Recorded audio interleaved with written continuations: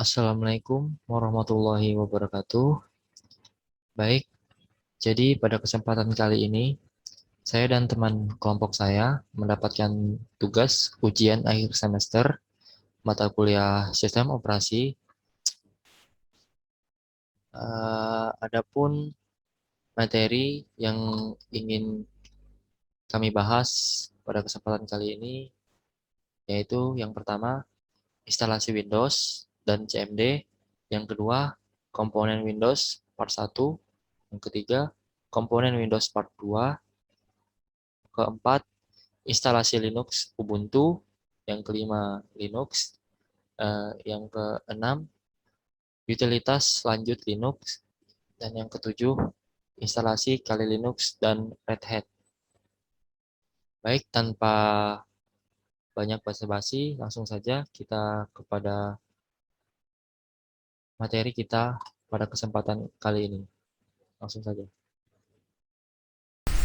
Assalamualaikum warahmatullahi wabarakatuh. Kali ini saya akan menjelaskan tentang modul 2, yaitu komponen Windows. Yang pertama, saya akan menjelaskan tentang komponen Windows, yaitu UI Shell. Baik. Setiap sistem operasi memiliki software yang disebut sebagai shell. Shell merupakan sebuah software yang menjadi sarana interaksi antara OS dan user, maupun OS dan program yang berjalan di atasnya. Disebut shell karena pada umumnya software ini menjadi lapisan terluar dari sebuah operasi sistem. Software shell berfungsi sebagai penerjemah atau interpreter yang menerjemahkan perintah dalam kode binar yang dipahami hardware. Windows sendiri memiliki dua jenis shell. Shell berupa GUI dan CLI. GUI shell yang digunakan Windows berbeda-beda tergantung dari versi Windows yang terinstall. Windows 10 menggunakan Fluent GUI, Windows 8 menggunakan Metro GUI, dan Windows 7 menggunakan Aero. Yang ini adalah tampilan GUI pada Windows 10.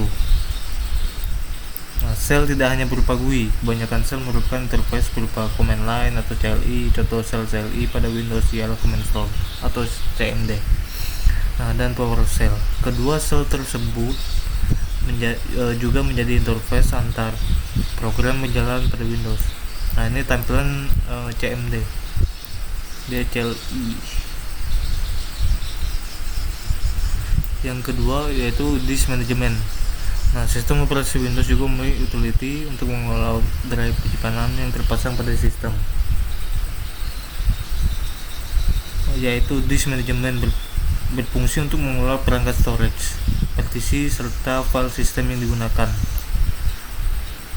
Yang C yaitu drive optimization, yaitu sebuah program perangkat storage akan mengalami penurunan performa seiring penggunaan. Hard disk akan mengalami fragmentasi data di mana data file akan tersebar pada beberapa bagian HDD.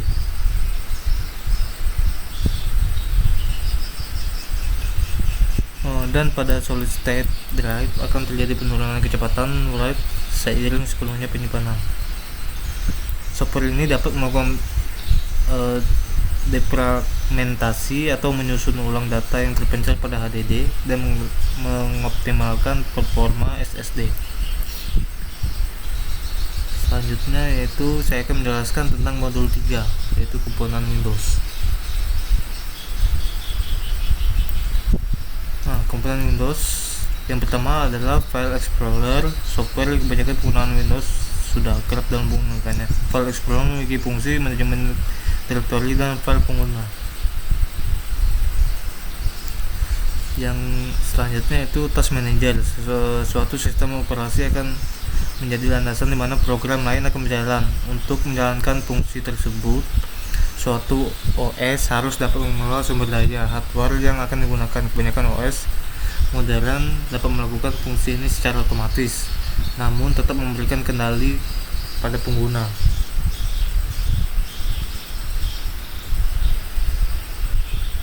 Secara terbatas dengan Task Manager, pengguna dapat mengelola program yang berjalan, menentukan prioritas program, memulai atau menghentikan program, mengelola servis yang berjalan, dan memantau penggunaan hardware. Selanjutnya, Registry Editor. Sistem operasi Windows memiliki banyak pengaturan yang dapat diubah oleh pengguna melalui aplikasi setting maupun kontrol panel. Namun banyak aspek dari Windows yang tidak dapat diatur melalui kedua program di atas. Namun pengaturan-pengaturan tersebut dapat diakses melalui Registry Editor. Registry adalah parameter yang digunakan Windows sebagai dasar konfigurasi, mulai dari wallpaper, font, kursor, hingga mempercepat shutdown sistem dan mengatur parameter driver. Registry disimpan dalam directory dalam bentuk key dan dapat diedit dengan program regedit. Ini tampilan regeditnya ya. Contoh key registry yaitu edit font yang seperti tampilan berikut. Sekian presentasi dari saya lanjutkan kepada teman saya.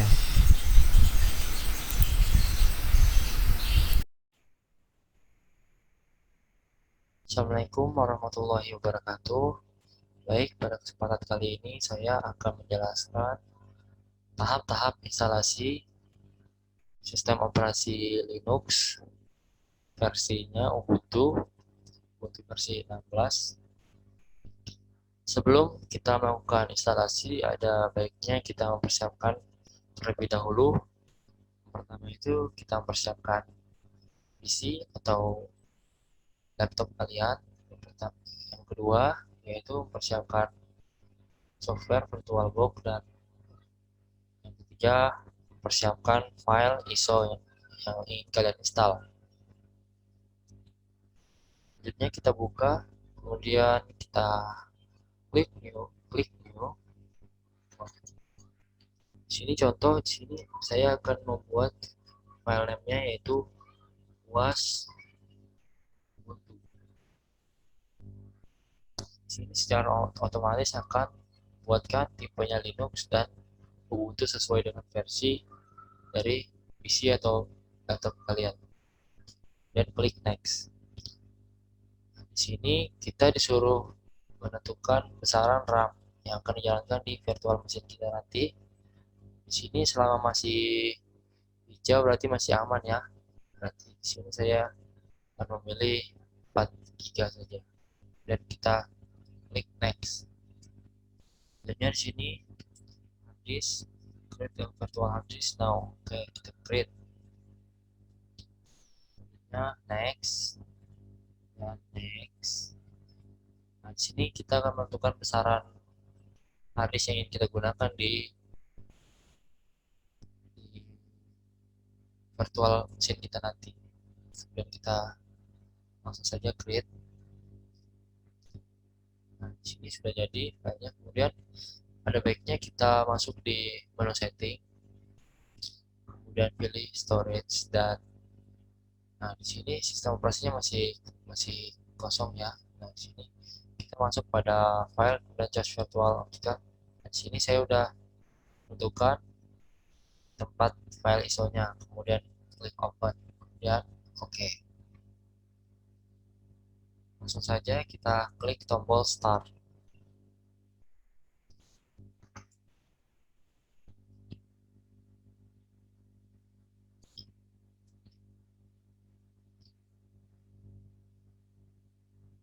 Ini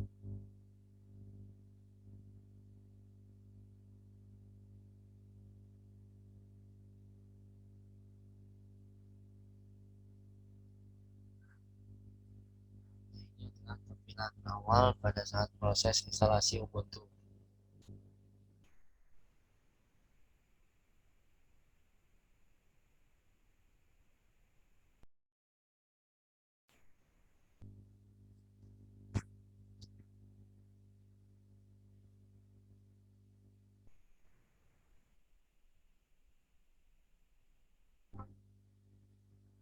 Selanjutnya di sini kita tampil menu untuk pilih bahasa.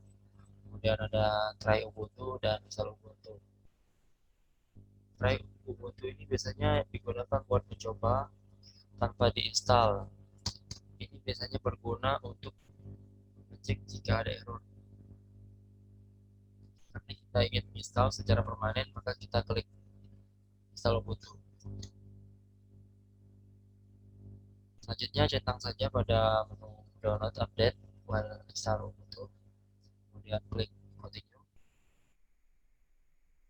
Di sini kita tandai di erase disk dan install Ubuntu.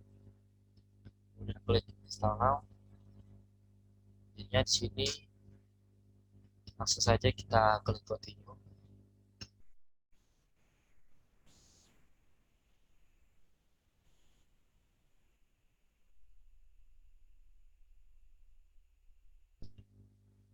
Nah, di sini kalian disuruh menentukan lokasi.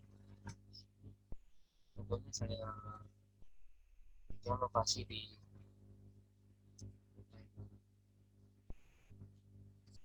Oke, selanjutnya klik continue.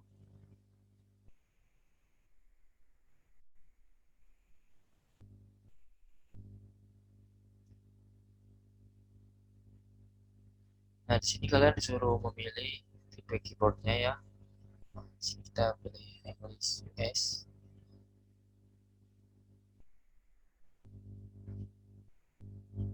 Nah, di sini kita disuruh masukkan nama, nama file dan nama komputernya.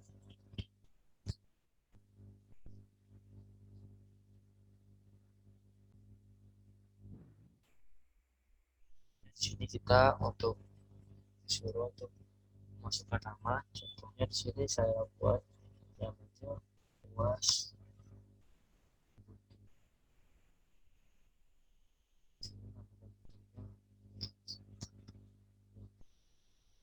Menyesuaikan aja ya. Kalian klik geser di sini. Passwordnya di sini optional aja. Saya sesuaikan sama keinginan teman-teman. Di sini saya buat satu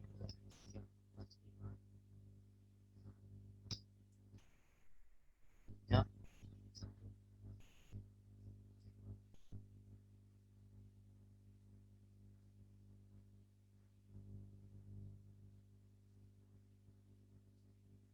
Fire password berarti sini kita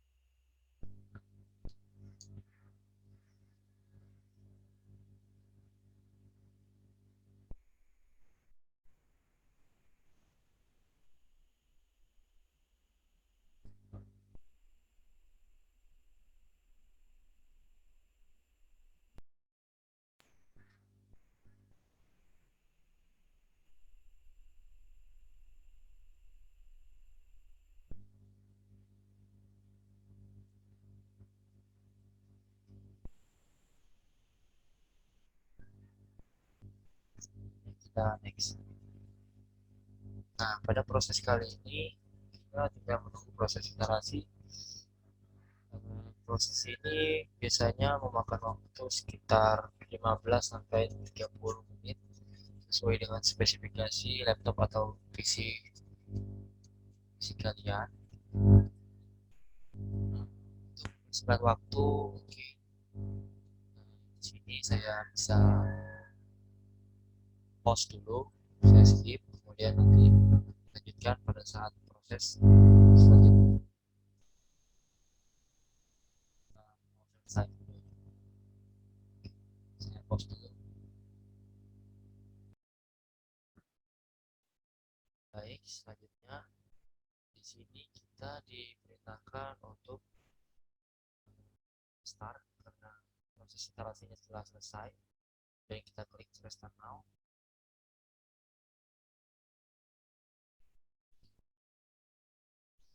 sampai proses sistem selesai.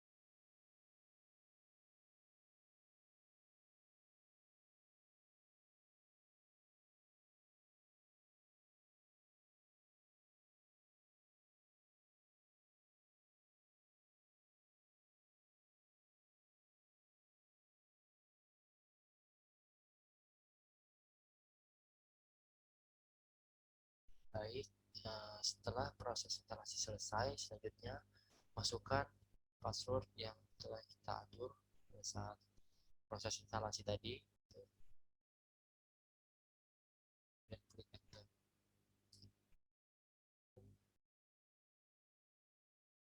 Sampai proses instalasinya masuk ke stop.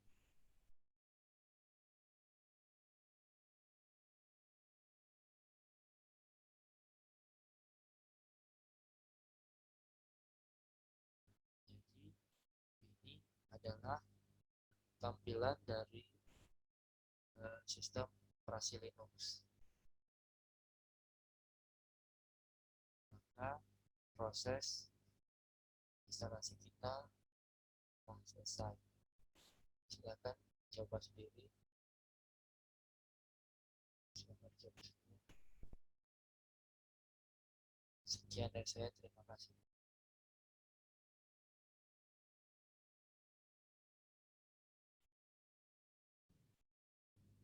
Dan selanjutnya saya akan melanjutkan ke materi selanjutnya, yaitu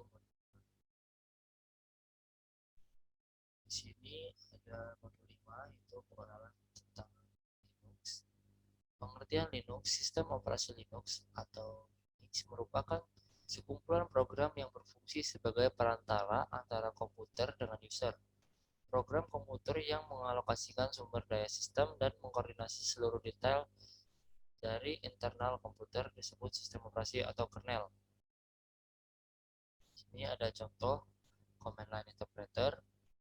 Ini ada gambar arsitektur Unix atau Linux, yaitu application program, ada hardware, kernel, shell, dpml, dan dbms, dan masih banyak lagi. Konsep di dalam arsitektur Unix itu ada kernel. Kernel merupakan jantung dalam sistem operasi. Fungsinya ialah pertama, berinteraksi dengan hardware, kedua, manajemen memori, yang ketiga, penjadwalan tugas, yang keempat, manajemen file. Kemudian B ada shell. Shell adalah utilitas yang memproses permintaan dari user ketika user mengetikkan perintah pada terminal. Maka shell melakukan penerjemahan perintah dan program yang diinginkan. Shell merupakan sintak yang standar untuk seluruh perintah. Kemudian ada perintah dan utilitas. Ada perintah-perintah yang dapat dipakai dalam kehidupan sehari-hari. Contohnya ialah cp atau copy, fv atau move, get untuk melihat isi file, dan grep untuk melakukan pencarian teks. File dan direktor.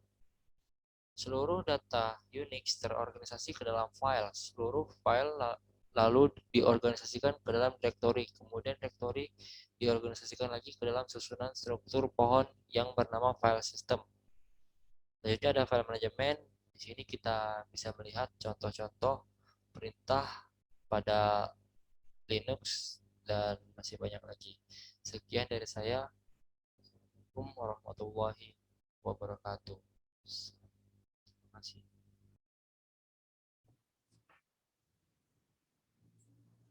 Assalamualaikum warahmatullahi wabarakatuh. Perkenalkan, nama saya Riki Novena Putra dengan NIM 2019-106-073, asal kelas Informatika B angkatan 2020. Saya akan membahas tentang modul 6 utilitas lanjutan. Selain dari perintah dasar dari Linux, terdapat pula utilitas Linux yang dapat digunakan dalam berbagai kegiatan yang bersifat command line. Utilitas Linux antara lain adalah wc, sort, grep, head, tile, expr, logname, finger, df, dan uname. Utilitas tersebut dapat kita komunikasikan dalam suatu perintah yang disebut sebagai pipeline, sehingga utilitas tersebut dapat menjadi perangkat yang bisa digunakan dalam berbagai tindakan. Contoh seperti ini. Lalu coba jalankan. Praktek sebelum melakukan praktikum, buatlah sebuah file bernama waktu dan tepat txt dengan edit, kemudian salin teks di bawah ini. Sort, cobalah untuk mencari ini. Urutkan data ini.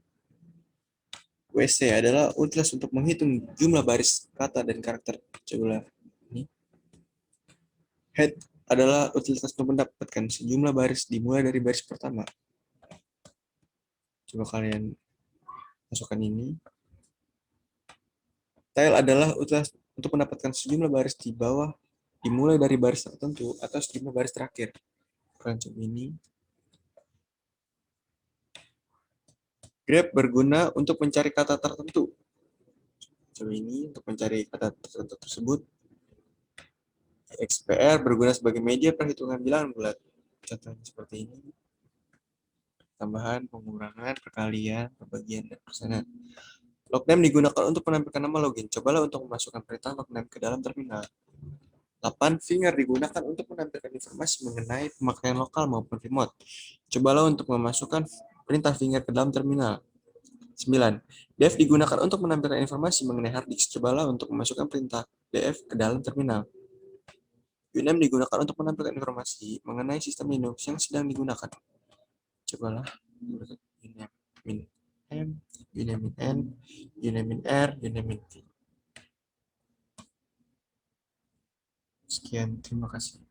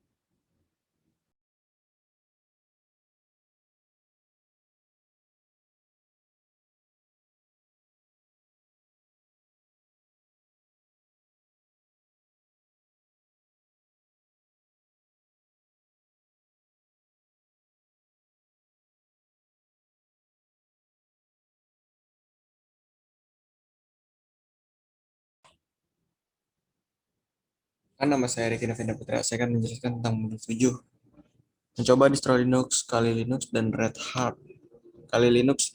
Kali Linux merupakan salah satu distribusi Linux tingkat lanjut untuk penetration testing dan audit keamanan. Kali ini juga dikembangkan oleh Offensive Security sebagai penerus backtrack Linux. Kali menyediakan pengguna dengan mudah akses terhadap koleksi yang besar dan komprehensif untuk alat yang berhubungan dengan keamanan, termasuk port scanner untuk password checker. Kali Linux dikembangkan, didanai, dan dikelola oleh Offensive Security, sebuah perusahaan pelatihan keamanan informasi terbuka. Kelebihan dari distro Linux lainnya adalah lebih dari 300 tools penetration testing. Setelah melakukan review setiap tools yang terdapat pada backtrack, kami menghilangkan tools dalam jumlah besar, baik yang tidak bekerja atau memiliki tools yang tersedia yang menyediakan fungsi serupa. Gratis dan akan selalu gratis. Kali Linux seperti pendahuluan yang benar-benar gratis dan akan selalu gratis. Karena tidak akan pernah diminta bayar untuk Kali Linux. Open source. Kami sangat mendukung perangkat lunak open source dan development tree tersedia untuk semua orang yang ingin melihatnya, dan semua source tersedia bagi mereka yang ingin mengubah dan menggunakan ulang seluruh paket. Dukungan perangkat wireless yang luas.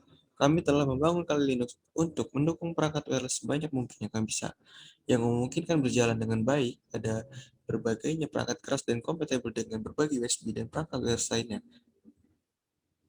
Memodifikasi kernel yang sudah di-patch untuk injection sebagai penerapan tester, dan kami seringkali perlu melakukan wireless statement sehingga kernel kami memiliki patch injection terbaru.